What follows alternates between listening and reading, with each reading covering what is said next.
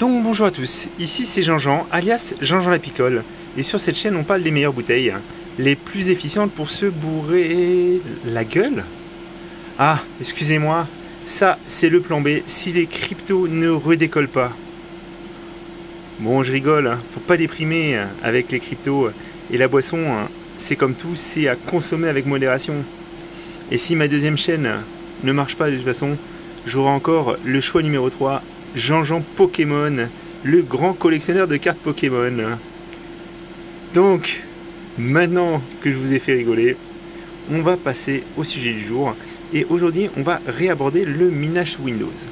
Alors pourquoi est-ce que je vous traite ce sujet? Alors, déjà parce qu'en fait, en ce moment, comme vous l'avez pu constater, en fait, on est vraiment sur une phase qui est pas très joyeuse au niveau minage. Les profits sont très faibles. Et le climat est peu propice à monter de gros rigs de minage, des grosses installations. Tout le monde aussi n'est pas prêt à faire l'effort de passer sous une distribution Linux comme iOS. Et du coup, pourquoi pas rester avec Windows? Windows a un OS que tout le monde connaît un petit peu. Donc un effort plus faible à faire et aussi des économies. Parce que je vous rappelle qu'une fois que vous avez Windows, vous n'avez pas de frais mensuels comme sur iOS à régler. Donc vous êtes un petit peu plus libre de faire ce que vous voulez. Donc on va aborder tout de suite, on va rentrer dans les détails sur les intérêts et les inconvénients d'utiliser une distribution Linux. Et je voulais avant toute chose remercier Wiz qui est présent sur le Discord. C'est lui qui m'a donné l'idée de cette vidéo et c'est surtout lui qui m'a fourni en fait qui m'a fourni des instructions. Parce que moi j'étais un petit peu bloqué avec Windows. J'étais surtout bloqué pour lancer automatiquement au démarrage les mineurs. Je ne savais pas comment y prendre, je n'avais pas trouvé de solution très facile. Et vous verrez, il y a des solutions pour lancer automatiquement le minage. Il y a des solutions aussi pour se créer un petit peu un genre de schedule comme on a vu avec iOS. Mais ça, on l'abordera dans une prochaine vidéo. Donc tout de suite, on passe au vif du sujet.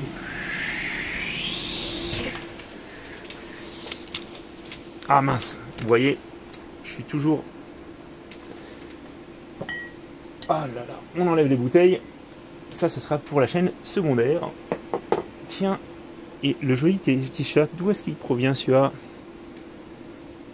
Ah, Celsius, ça me dit quelque chose. Bon, bah, à défaut d'avoir mes coins, j'ai un joli t-shirt. Alors, miner sous Windows en 2022, première partie. Donc, comme je vous disais, on va regarder pourquoi est-ce que ça peut être intéressant. Alors déjà, en fait, les points forts de Windows, c'est que c'est gratuit après l'achat. On n'a pas à payer tous les mois comme pour iOS. C'est facile à prendre en main. En tout cas, ça a l'air facile à prendre en main parce qu'en fait, tout le monde utilise Windows, en fait. Que ce soit pour le travail ou sur son PC perso. Il n'y a pas de, ça ne nécessite pas non plus de support distinct. C'est-à-dire qu'en fait, si vous avez un ordinateur qui tourne sur Windows 10, vous n'avez pas besoin de faire une clé bootable pour pouvoir le lancer. Vous pouvez tout de suite installer votre logiciel de minage dans votre session et commencer le minage. Et vous n'avez pas non plus à payer pour faire du monitoring. Vous avez des solutions gratuites qui vous permettent de monitorer votre rig à distance aussi sous Windows. Voilà. Donc ça, c'est vraiment les points forts. Par contre, Windows vient aussi avec des points faibles. Les points faibles, il faut les connaître. Donc, Windows Update et les updates de drivers qui peuvent vraiment foutre le boxon. J'ai vu plein de gens à qui c'est arrivé, y compris certains de mes confrères youtubeurs nord-américains. Leur machine marche parfaitement et puis tout d'un coup le driver Nvidia se met à jour et derrière plus rien ne fonctionne correctement. Donc le monitoring, oui, il est un petit peu moins facile. Je parle aussi de la stabilité qui est souvent inférieure. Moi j'ai vu beaucoup de cas où des cartes disparaissent, on a des erreurs 43, des reboots plus fréquents. Bon, ça, tout dépend aussi de la façon dont on a installé la machine, de sa configuration. Mais le système est quand même un petit peu plus riche et complexe.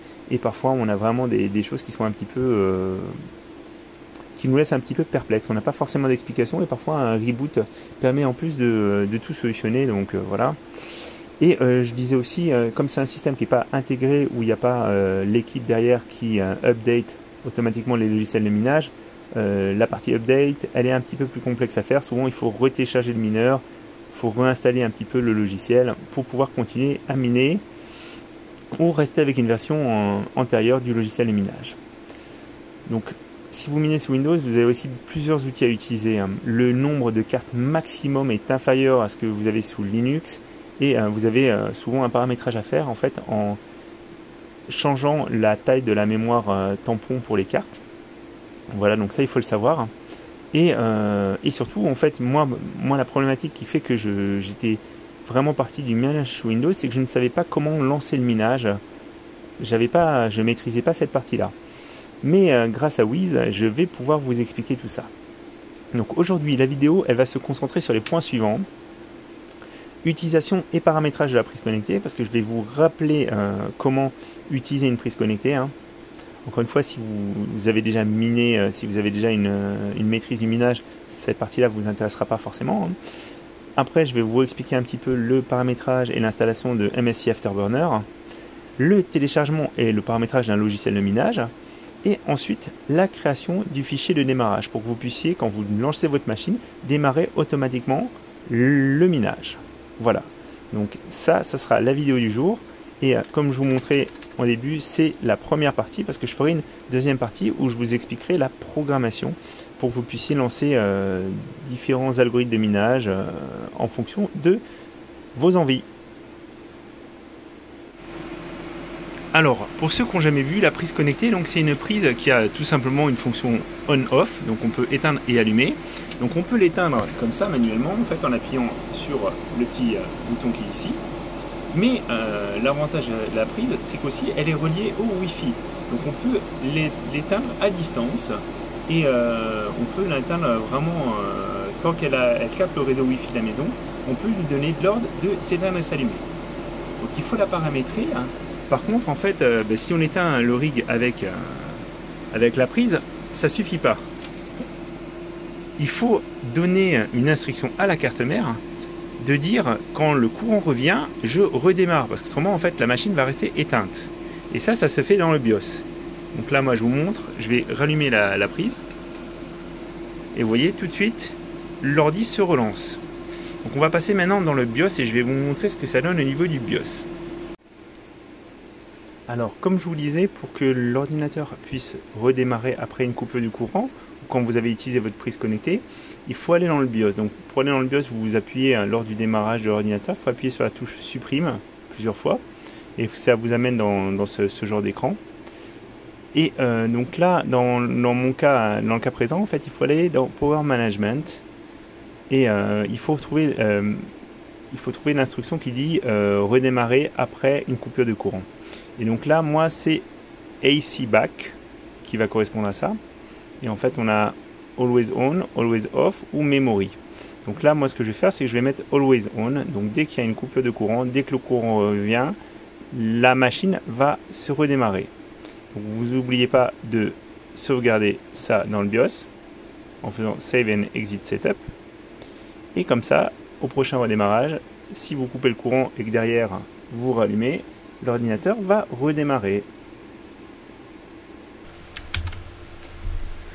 Donc maintenant qu'on a configuré le BIOS pour que l'ordinateur redémarre automatiquement après une coupure, il faut configurer deux choses. En fait, il vous faut le logiciel d'overclocking. Donc le logiciel d'overclocking pour les cartes graphiques sous Windows, c'est MSI Afterburner. Donc c'est la référence. Alors ne vous fiez pas au nom, c'est pas parce que c'est MSI Afterburner que c'est que pour les cartes MSI. Non, tout le monde peut utiliser le logiciel d'overclocking MSI Afterburner. Que ce soit une carte de chez MSI, de chez Zotac, de chez Asus, il n'y a pas de souci. Et que ce soit une carte de chez Nvidia ou de chez AMD. Il n'y a pas de discrimination, c'est la référence du logiciel d'overclocking, quel que soit le constructeur. Donc vous allez, moi ce que je vous conseille de faire, c'est d'aller directement sur la page de chez MSI. Et vous verrez, c'est dans la partie basse que vous aurez la possibilité de le télécharger. Et bien sûr, vous ne prenez pas la version Android, vous prenez la version PC. Donc voilà. Donc une fois que vous l'avez téléchargé, le logiciel il ressemble à ça. Je vais vous montrer tout de suite. Voilà, il ressemble à ça. Donc ce qui est important, c'est qu'il se lance au démarrage. Donc ça se met ici au niveau du paramètre. Démarrer avec Windows. Voilà. Vous avez ici le nom de la carte graphique que vous avez sur l'ordinateur. Si vous avez plusieurs cartes graphiques, vous avez un petit sélecteur qui apparaît ici, qui vous permet de basculer d'une carte à l'autre. Vous avez la version des drivers, et là vous avez les paramètres. Donc si vous cherchez des informations pour comment paramétrer votre carte ou comment utiliser le Absolute Core Clock, je vous invite à revoir un petit peu mes anciennes vidéos. J'avais fait une vidéo que j'avais dédiée à justement un MSI Afterburner. Et vous avez possibilité de faire plusieurs profils que vous pouvez enregistrer. Donc c'est relativement simple à l'utilisation. Et maintenant qu'on a donc le logiciel pour overclocker, il faut aller télécharger un mineur.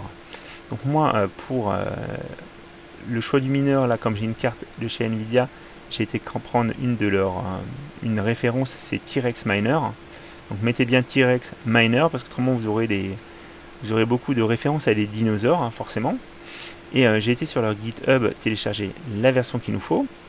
Donc vous voyez, il y a des versions qui sont pour iOS, pour Linux. Nous, c'est la version Windows qui nous intéresse, ça va être celle-là. Voilà, Windows en .zip. Donc je l'ai téléchargé un petit peu avant parce qu'elle était un peu lourde, donc je voulais pas vous embêter avec ça. Une fois que vous l'avez téléchargée, en fait, elle est dans votre historique de téléchargement et vous avez juste à l'extraire. Je vous montre, elle est là, il faut l'extraire quelque part. J'extrais tout et je vais aller mettre ça dans un j'ai déjà créé tout à l'heure T-Rex 26. Voilà, on va le sélectionner le dossier, on extrait tout. Donc là, je vais faire ignorer. Voilà, ignorer ces fichiers parce que ça sert à rien. Donc ce qui se passe, c'est que maintenant que je les ai, on va aller voir un petit peu à quoi ça ressemble.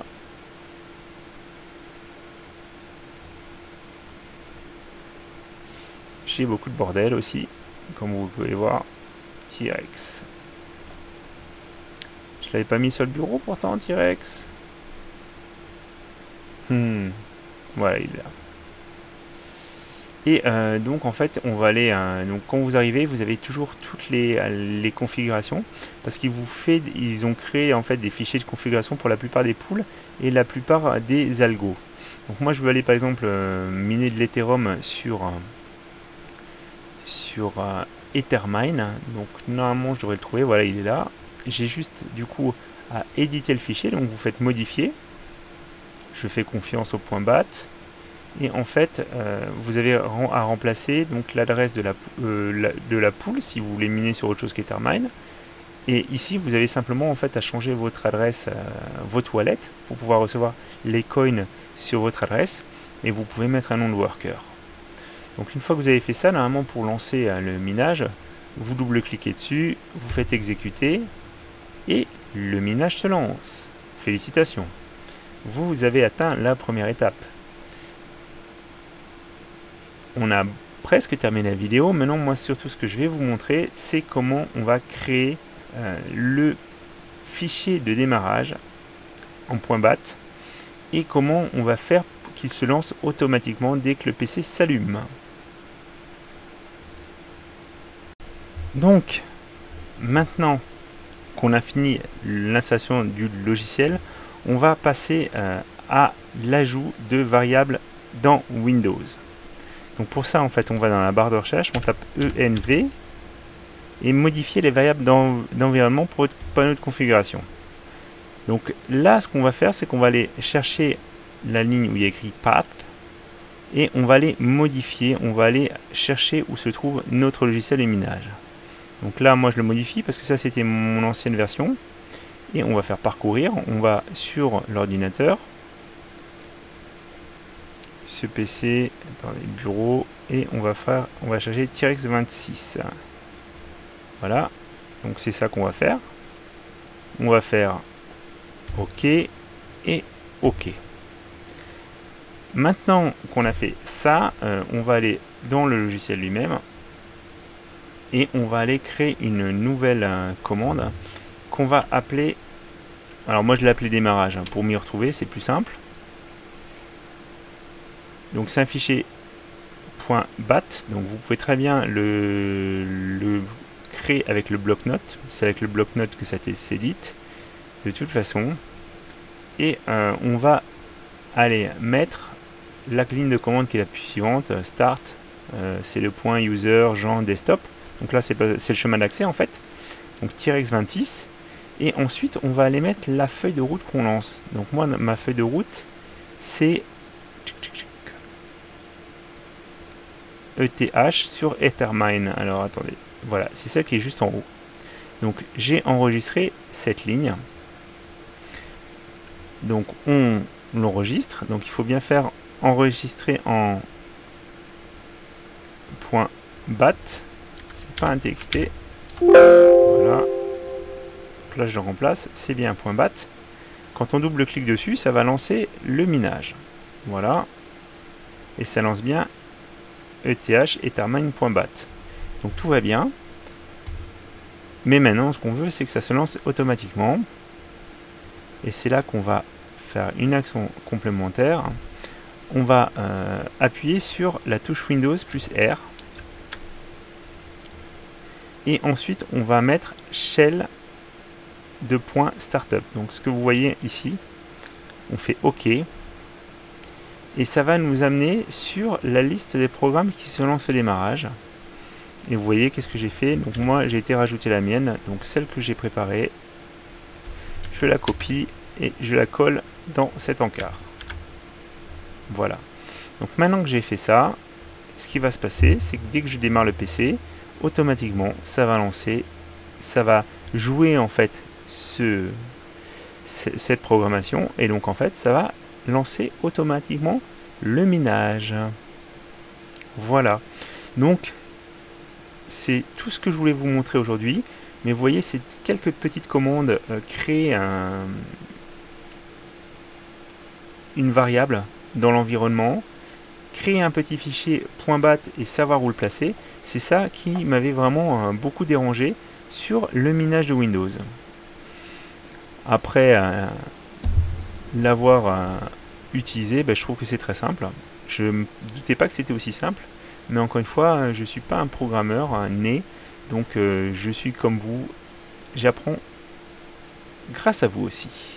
Donc c'était Jean-Jean, merci beaucoup à tous d'être présents. Et on abordera la programmation dans le prochain épisode.